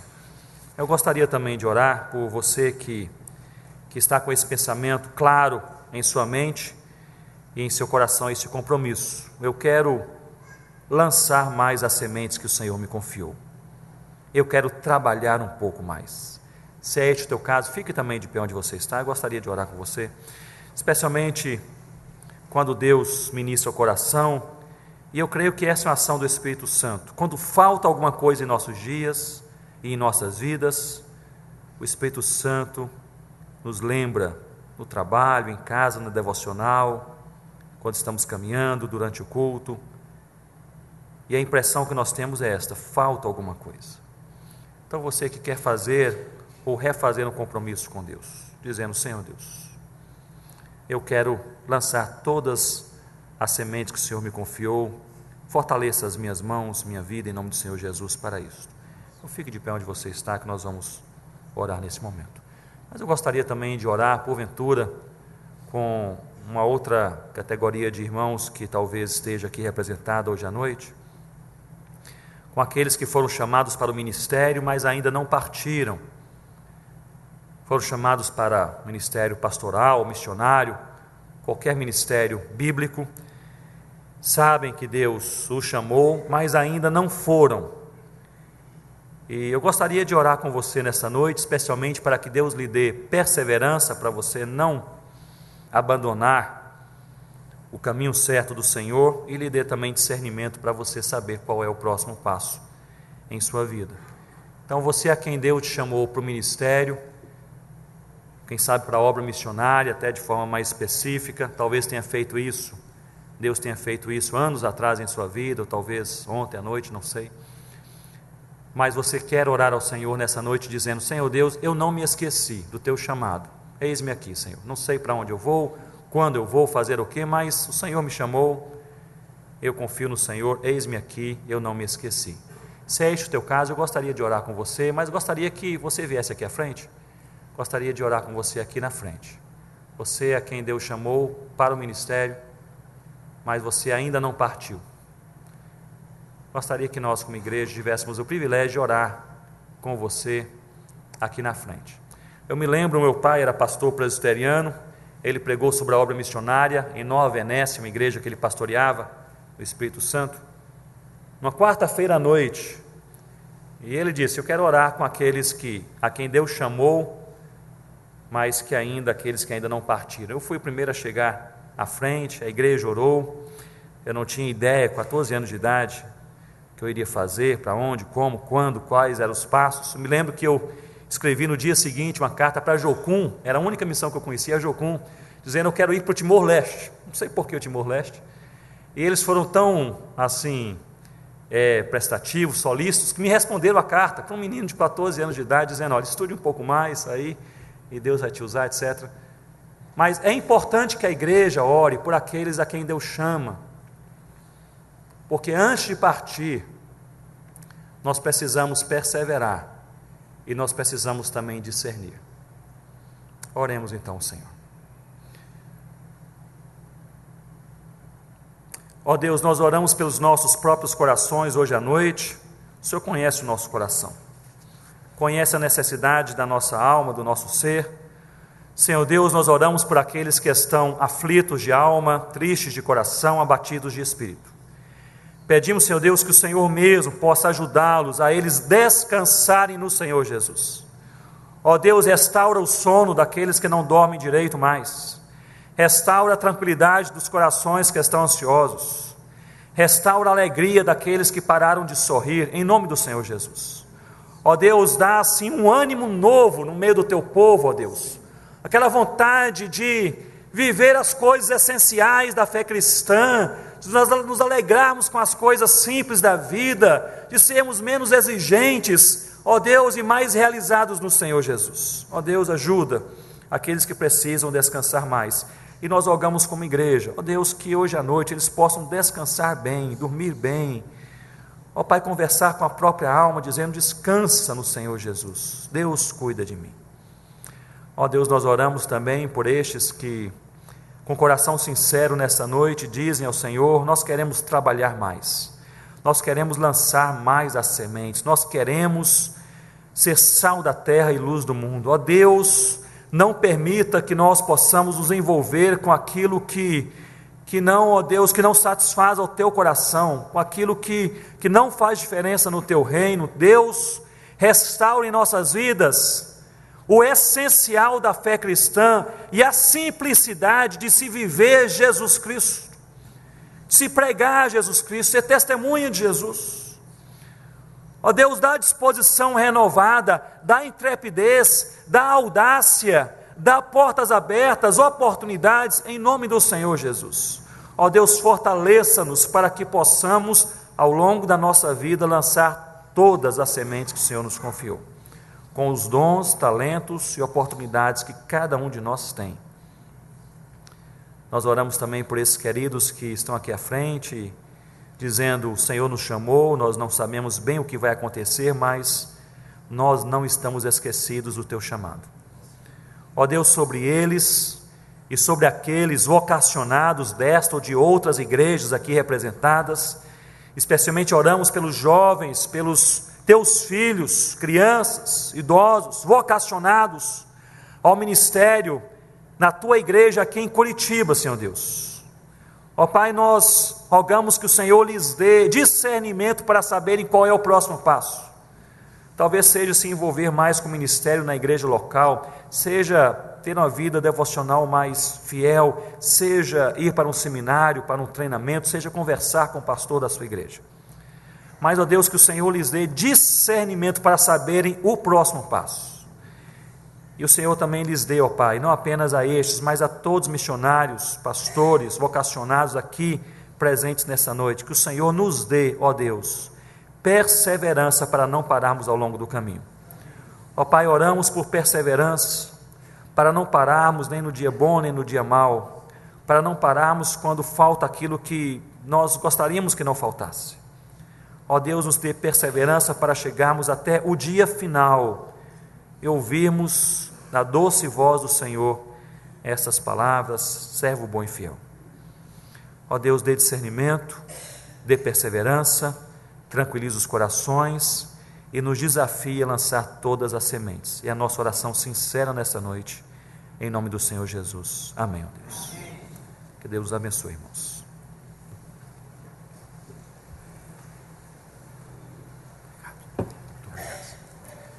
Queria chamar a equipe de louvor aqui na frente, nós já estamos encerrando. Eu não sei quem morreu, Ronaldo, mas eu quero chorar.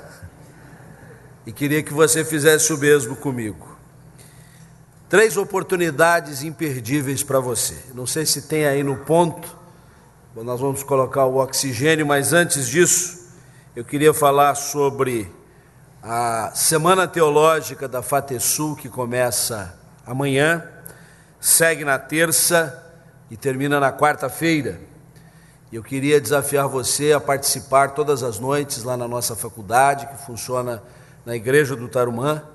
Muitos aqui manifestaram o desejo de semear a mão cheia, e talvez você precisa de alguma ferramenta, alguma habilitação, já pensando talvez até no próximo ano, de você preparar-se melhor para isso. Vá agora essa semana participar deste evento, a Semana Teológica da nossa faculdade.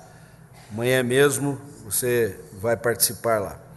Nesse sentido também, o nosso querido irmão reverendo Ivan, fique em pé onde você estiver, Ivan, que eu não estou te vendo aqui na frente. Ele está oferecendo um curso de evangelismo calvinista, e não se assuste, lá é o livro que ele está lançando em breve, Idolatria, estou dentro. Opa, né?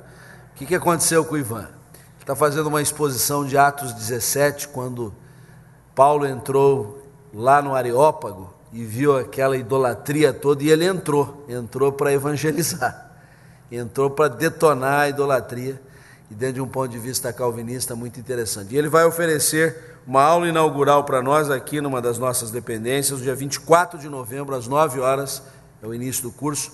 Tome mais informações a respeito disso, curso de evangelismo. E se tiver no ponto, por favor, solta aí o oxigênio, um projeto para o ano que vem. E a equipe de louvor já vai entrando aqui.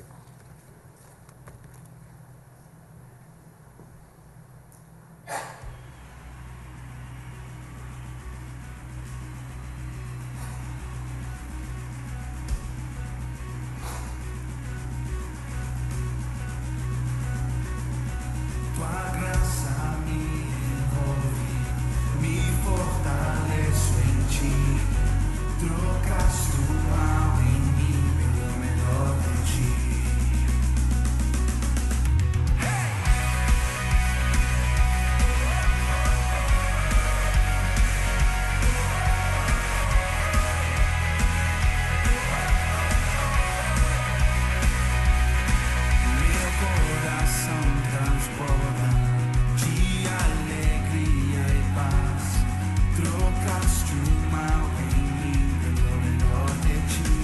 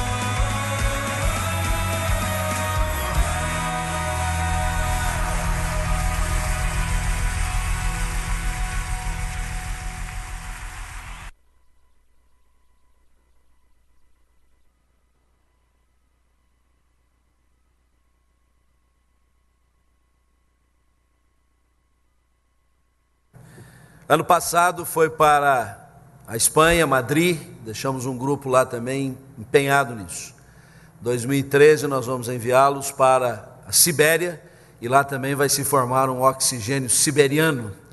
E em 2014, quando os olhos do mundo vão se voltar para o Brasil por causa da Copa 2014, nós vamos trazer os 3 grupos para cá para evangelizar esta gente que vem para o Brasil, muitas nações aqui representadas nessas bandeiras. Então você hoje está se comprometendo a orar também por esse projeto, o Conselho já deu o seu aval para isso, e participar também, contribuindo, acompanhando com todo o seu empenho e coração esse projeto que nasceu no coração de Deus e encontrou ressonância no nosso querido oxigênio. 2 recadinhos finais e nós vamos cantar um cântico e terminar o nosso trabalho de hoje. Não vá embora correndo, venha visitar os nossos estandes, venha comer um delicioso lanche na cantina, vamos estender esse tempo de comunhão, de amor, de missão, para um bom tempo essa noite, mas não tão tarde, porque amanhã nós começamos às 9 horas, nós vamos encaixar a programação regular da igreja, o nosso culto das 9 horas, ele vai transcorrer normalmente, a palestra será feita pelo reverendo Reginaldo Goulart, que vai trazer a mensagem como parte da nossa conferência, também o culto das 9 horas. Com uma diferença, o culto vai ser aqui, não vai ser lá no templo. Nós já vamos estar aqui, acreditamos que vem mais gente do que o costumeiro, então não vai caber lá, nós já fazemos aqui. Mas venha desde as 9 horas, não faça aquela escolha, eu vou das 11, não vou das 9, não, é para você vir amanhã, jornada completa, cabelo, barba e bigode. Eu quero todo mundo aqui, 9 horas da manhã, você não pode perder a palestra do Reginaldo. Nós vamos estender até aí umas 10h15, 10h20, damos um intervalinho, jogo rápido, e às 10h30 nós já estamos começando a segunda etapa. Então, o nosso tradicional culto das 11 horas vai sendo antecipado um pouquinho, teremos parte litúrgica, o coral vai cantar, o coral vai ter que ficar em pé aqui em cima, não dá um jeito, não vão montar nada, não vamos tirar esse cenário, não vamos tirar a porta, não, vai ficar tudo aí, tá? E aí, vamos seguir em frente, Ronaldo vai pregar nessa segunda etapa. Aí damos o descanso da tarde, terminamos amanhã às 19 horas, também o Ronaldo vai ser o pregador. Capisco? Vamos lá? Vamos cantar, vamos ficar em pé.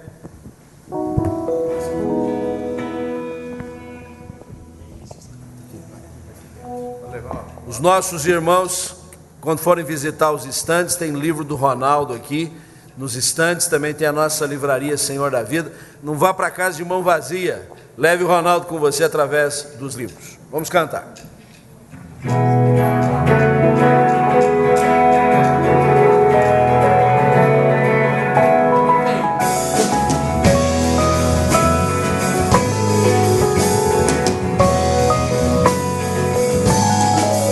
Desde os confins da terra,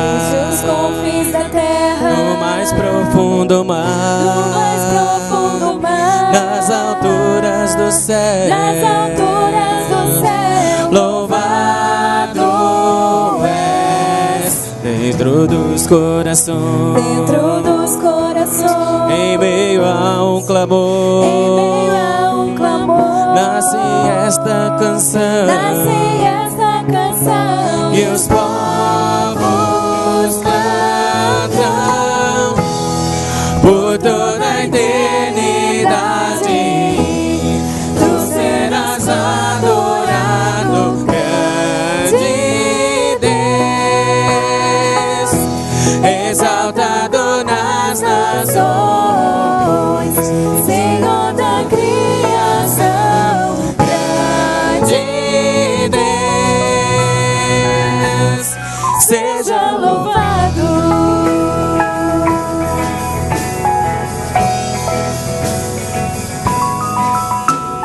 Os confins da terra, desde os confins da terra, no mais profundo mar, nasce esta, nas alturas do céu, louvado és dentro dos corações, em meio a um clamor, nasce esta canção. E os povos cantam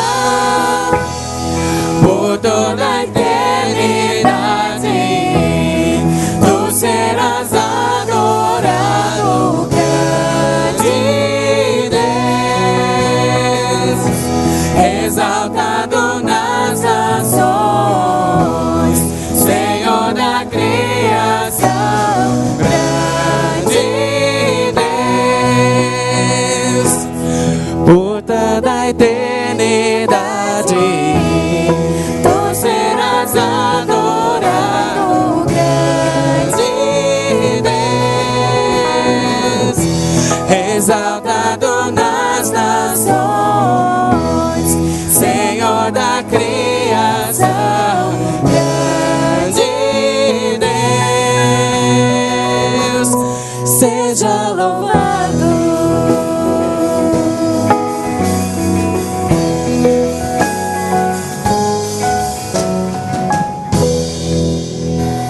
Recebei a bênção. O Senhor esteja contigo. O Senhor te abençoe e te guarde. O Senhor faça resplandecer sobre ti o seu rosto, de ti tenha misericórdia. O Senhor sobre ti volva a sua face e te dê a paz.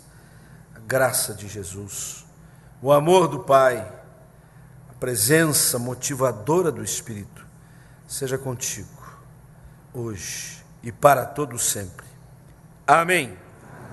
Vamos em paz, Deus o abençoe. Dá um abraço que está perto de você. Obrigado, gente.